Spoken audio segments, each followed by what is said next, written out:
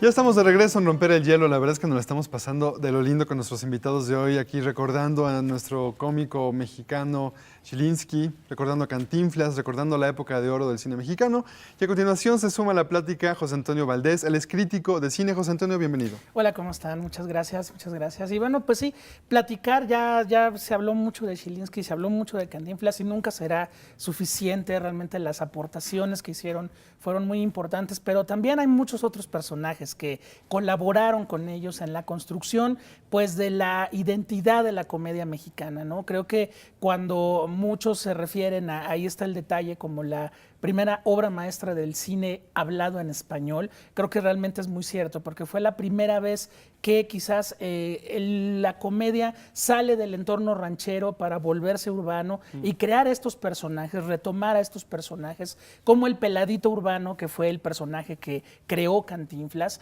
Por otro lado, en la labor del guión, Jaime Salvador, también desde luego Stanislaw Chilinsky, y muchos directores que fueron creando también esa misma identidad. De las películas que van a pasar en el ciclo, que mencionaban hace rato, bueno, uno es Jaime Salvador, que escribió prácticamente todos los guiones, todos los diálogos de Cantinflas durante toda la carrera de Cantinflas, básicamente. Y por otro lado, Emilio Gómez Muriel, que Emilio Gómez Muriel formaría parte de la generación de directores como Juan Bustillo Oro, como Humberto Gómez Landero, que eran gente que entendía el teatro de revista, que entendía también la carpa. También otra gran aportación podría ser Arcady Beutler, que dirige Águila o Sol, donde recupera todo ese, precisamente ese espíritu de la carpa popular mexicana, donde estaba Cantinflas, donde estaba Medel, donde estaban todos estos tipos populares. Pero sí, era una comedia más que nada basada en la cuestión del diálogo.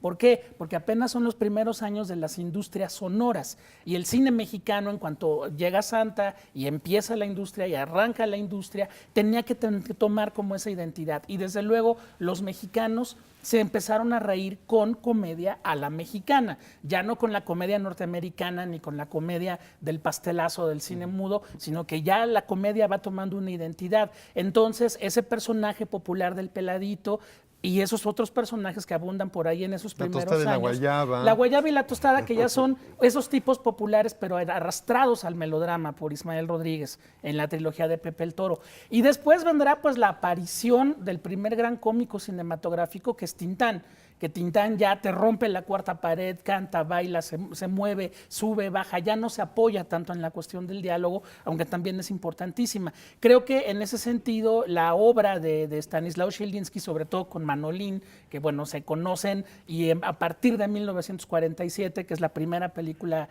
que filman juntos, que es Fíjate qué suave, y luego también Dos de la vida irada, precisamente con Juan Bustillo Oro, que las dirige él, pues finalmente ya se crea este tipo de comedia, pero un tipo de comedia que también no va a durar mucho. Las últimas películas del señor Chilinsky son en los años 50, todavía como escritor, todavía como actor, pero también ya vendrá otro tipo de comedia, ¿no? Es decir, si analizamos la historia de la comedia en el cine mexicano, va muy de acorde con los devaneos de la propia industria. Ya en los años 50 la comedia va a venir muy aderezada por la televisión, que acaba de nacer unos añitos antes. Entonces ya vendrá el humor de Viruta y Capulina, el humor ya de otros personajes que van surgiendo, pero pues hasta donde Chilinsky llegó con Manolín o sin Manolín, finalmente él logra llevar como esta comedia fina, elegante, basada en el diálogo, en el doble sentido, pero con una gran finura hasta sus últimas consecuencias, ¿no? Y fue parte de toda una generación, de un Bustillo Oro que venía de, por ejemplo, el teatro de vanguardia y también del teatro de revista, Humberto Gómez Landero, que por ejemplo dirige a Tintán en algunas de las primeras películas y no sabe qué hacer con Tintán. Oye, hasta que llegó Martínez Solares y le dio toda esa libertad, ¿no? Me llama mucho la atención que hablas de la finura de Chilinsky. Sí. ¿Qué valores tenía tu papá? ¿Y cuáles de ellos eran rusos, por ejemplo? Bueno, pues casi todos. Él nunca perdió en ningún momento la esencia de su ser, sus raíces, pero se supo adaptar muy bien al mexicano. Él toma como su patria después, como su lugar de vida, México, y se vuelve mexicano, pero en serio. ¿Y qué valores conservas tú? Yo todos. Yo todos porque adoro a los rusos, adoro a mis mexicanos. Yo soy mexicano, ruso, soy Arturo? ruso mexicano. ¿Hablas? Y hablas yo el ya idioma? nací. Yo hablo muy poquito, ni panema paroski. O sea que no. O sea que no. Ni insistas tampoco. ¿Por qué? ¿Nunca hablaste en ruso con tu papá? ¿Él no te hablaba en ruso? No, lo que sucede es que ellos hablaban en la casa, vivíamos todas las familias juntos. Fue una cosa hermosa en ese tiempo. Seguíamos viviendo juntos. Y ellos hablaban ruso todo el tiempo. Y la comida era borsch, pelmeni, parashki, y todo lo rico de las raíces, la esencia. Pero no nos dejaron hablar ruso, no nos enseñaron ruso. No querían, estaban tan dolidos de la situación que fue lo que pasó. Querían como dejarlo atrás, el pasado. No quiero tocar ese punto porque es un poquito difícil, pero sí es así. Yo sigo hoy más cerca de los rusos, asisto más a la embajada, agradezco al señor embajador que me haga invitaciones, estar con ellos cerca y ayudo en lo que puedo, porque es así. Y tú, Luis Gerardo, hablabas antes del rigor a la hora de representar a la figura de Zielinski, pero ¿qué hay de la gesticulación, del comportamiento, de los gestos? ¿Crees que también ahí tuviste que fijarte un poco en algo más cultural? Sí, bueno, claro. Yo creo que vi el documental de los rusos en México 60 veces, ¿no? Para entender un poco más de cómo funciona esto. Lo que era importante para nosotros, para Oscar también, que interpreta a Mario Moreno, era, bueno, no es tan difícil saber cómo actuaban ellos frente a las cámaras, ¿no? Porque eso sí está documentado, ¿no? Lo importante era construir nosotros cómo eran ellos cuando las cámaras dejaban de filmar, cómo se comportaban, cómo hablaban, qué tal. Una de las grandes dudas que teníamos Sebastián, el director, y yo, era, ¿Zielinski hablaba con acento cuando las cámaras dejaban de filmar o no? Porque justo su rigor hacía que frente a la cámara pareciera que no tiene acento, Impecable. o tenía un dejo muy pequeño. Pero seguramente cuando dejaban de filmar se les salía. Es como un actor mexicano que se va a Hollywood y hace una película sin acento, pero cuando cortan él vuelve a hablar con acento, ¿me explico? Entonces, esas pequeñas decisiones fueron las que nos costaron un ¿Y poquito cómo más. resolvían esas dudas? Pues preguntándole a la gente que teníamos cerca, ¿no? Que nos sabían responder, a veces no sabían y entonces es ya el volado que tiene que aventar uno decir, bueno, vamos para acá o para acá. Oye, tú cantas, te recordamos cantando en Hoy No Me Puedo Levantar. ¿En esta película cantas? ¿Hay En algún esta número película musical? no canto, no. Ay, nos hubiera gustado A mí verte. también me hubiera gustado. Gracias, Sebastián, por quitarme la idea. ¿Qué pasó con el cine de oro mexicano? ¿Por qué Sí. se desvaneció? Porque tenía que desvanecerse en algún momento. Creo que la época de oro es una época que se da por razones externas a México. No es un momento como mucho se ha mitificado en el cual todo el mundo era muy guapo y muy talentoso. No, ahí sigue habiendo gente muy talentosa y muy guapa ahorita y no estamos en una época de oro. Era la necesidad en un momento en el cual el mundo está en una guerra mundial por parte de los vecinos de arriba, de tener una cinematografía de habla hispana, por si había necesidad de, a través del cine, mandar mensajes promocionales de la guerra y jalar a Latinoamérica al conflicto bélico.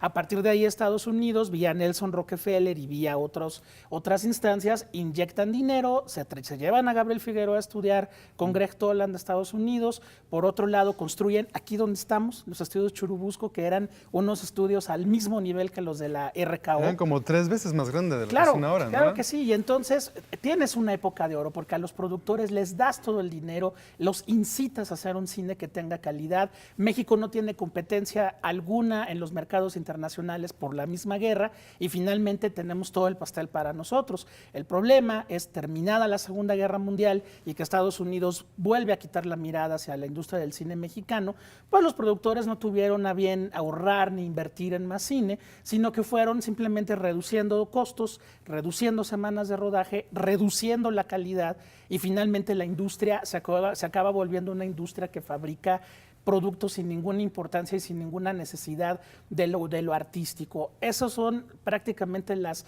historias que el cine mexicano ha tenido que contar. Hemos tenido unos años 70 maravillosos, unos 90 maravillosos, unos 80 muy oscuros, pero son prácticamente, la historia del cine mexicano se va dividiendo casi por sexenios. Pero ahí vamos, ¿no? Despuntando, ¿no? Creo que Volverá una nuevamente etapa. estamos tratando de Mira, recobrarlo. Ahora ahorita con Cantinflas vamos a... Mira, con Cantinflas y con muchas cosas cosas más, Laura, porque, por ejemplo, el año pasado, el 2013, ojalá el público mexicano lo haya sentido como lo sentimos quienes nos gusta y siempre luchamos porque el cine mexicano se vea con quien se deje.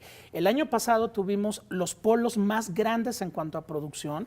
Teníamos a Nosotros los Nobles, Que le con fue Eli, súper bien. que le fue muy bien, y Amar Escalante, que nos trajo el Una premio gran de película. mejor Claro, dirección Eli. en Cannes.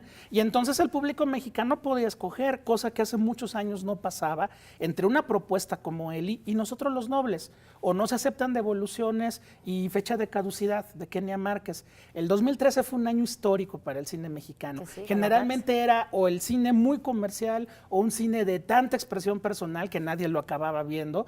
Y el año pasado hubo esos polos. Ojalá este año se repita. Se va a repetir, sin duda. Y bueno, el proyecto de Sebastián, que además Sebastián del Amo me parece importantísima su aportación al cine mexicano actual, porque ya recuperó a Juan Orol el año pasado con El Fantástico Mundo de Juan Orol, y ya vendrá Cantinflas, y ojalá se siga con Tintán y con todos los que O se con puedan, Chilinsky. ¿no? O Claro. con Chilinsky, Chilinsky, claro. por Qué supuesto. interesante todo lo que nos cuentas, porque justo lo podemos ver ahora en los Juegos Olímpicos. La política, ¿no? Los intereses internacionales siempre están detrás o delante o de la mano de lo que sucede, no solamente en el deporte, sino también en el arte. Y efectivamente, como lo decías, sigue habiendo actores bien preparados, ¿no? Como Luis Gerardo, que Claro, desde canta, que luego. puede actuar, que puede estar en cine, que puede estar en tele, que puede estar en televisión. Muchas gracias. De verdad, tuvimos un programa espectacular, Gracias a unos ustedes. invitados de lujo. ustedes. Los despedimos. Nostálgico. Muchísimas gracias por acompañarnos. Y pues esperemos poderlos Gracias. ver nuevamente. En y- pantalla, desde luego en pantalla, en agosto, septiembre. No tenemos fecha todavía, segundo semestre del año, ya se enterarán. Estén pendientes. pronto, sí, sí. Próximamente, no se la Muchas pierdan. gracias. No se Gracias. muevan, volvemos enseguida.